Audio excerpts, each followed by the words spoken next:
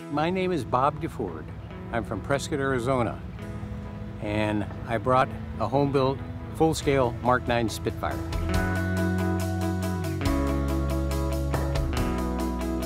You know, a real one now is $2 million, and I don't want a real one. And I thought, I'm going to build one. Done, you know, mechanicking and stuff all my life. I love to do it. But to build a Spitfire, I found a guy that can do anything, and we built it. And we didn't know if we could, you know, we had the plans and let's go, you know, and we just started and we'd stand back. We didn't never consult with the computer. We went, burn, that looks good. I'm always impressed when people have ideas and they do something. It's gorgeous. It's absolutely stunning. It's a real airplane. It's got pistons. It makes noise. It probably leaks a little oil. It's fast. It looks cool. I like it. So you got a wooden wing, a wooden tail, and a tubular fuselage with metal skin. Very, very simple to build. I mean, you know, I didn't know anything about wood, and now I'm an expert. I still don't know anything about it.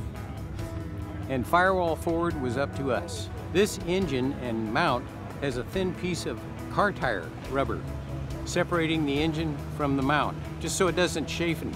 So the engine is bolted to this airplane. When it idles about 500 RPM, it rocks the wings like, I mean, 2 feet either way. And because there is no shock absorbers where most engines have engine rubbers and things like that. So that's very cool. When I love to pull it back and let it rock, because it's just a monster. It's like, let me at it, you know. I wanted an Allison engine because, for one thing, all my wrenches fit it. It's an American engine, and I bought them pretty cheap from a guy in Kansas that had a whole bunch of them. And he gave me a heck of a deal, and then later on he says, I sold those to you too cheap. And I said, I know you did, and I'm not giving you any more. But I couldn't find a Curtis Electric. All Allisons had Curtis Electrics, P38s, P40s. Expensive, out of, you know, $100,000, $200,000. So a DC-3 prop, perfect. I bought it brand new in a box for $3,000. Paid $3,500 to have it overhauled. The only thing about this, it's so big that in level flight there's 2 inches of clearance before it hits the ground.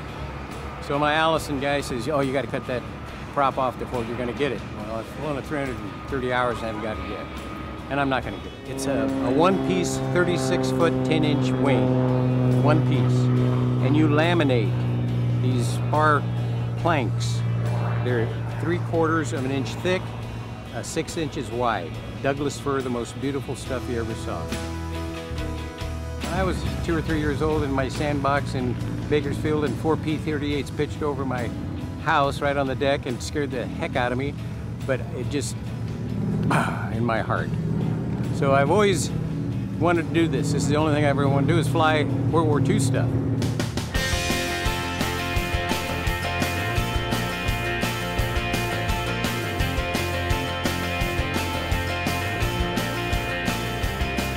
When you get in this thing and it starts going, when you look over the side and the ground is going by fast, you think, I'm in a machine here. And we put these guns on about 3 months ago, and just to look out at those guns, I'm just going, you just kind of, I'm overwhelmed. You look at this big elliptical wing when you're flying, you just lay it up on a wing, and I mean, it's just such a dream to fly, and you drop the nose down and it just starts picking up speed, and you know, you're up to 300 miles an hour before you know it, and you go, oh my God.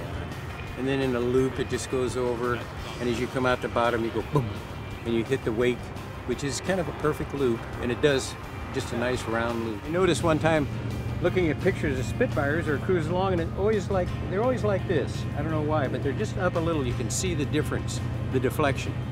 Well, I'm flying along and I'm looking out my Malcolm hood and I go, oh my God, it looks exactly like that. And I go, I did it. You know, it was fun. To sit in it is like a time warp. You're looking through the gun sight, you've got the top right there, and just amazing.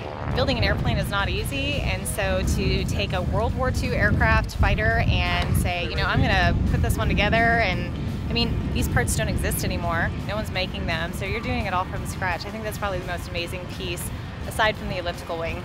Vern and I are having coffee in Sisters, Oregon, and I'm saying, Vern, we gotta have a rear mirror. All Spitfires have rear mirrors. And we're going, rear mirror, and you could buy one for $300, $400. So we're walking down the street and we walk by this kitchen implement shop, and there's all these ladles and stuff hanging in there, and we go in there, and Vernon looks around and says, "Get that." So we take this thing off the wall. It's got a handle on it and everything, and we're holding it, looking, going, it. Now we got to go to Napa and find a mirror that will fit in it. So we go to Napa, we find this mirror. It just falls in like it was built for it. He says, "Let's go." We go back to the shop, cuts the handle off, builds this little stanchion. We screw the mirror in. That's it, 12 bucks.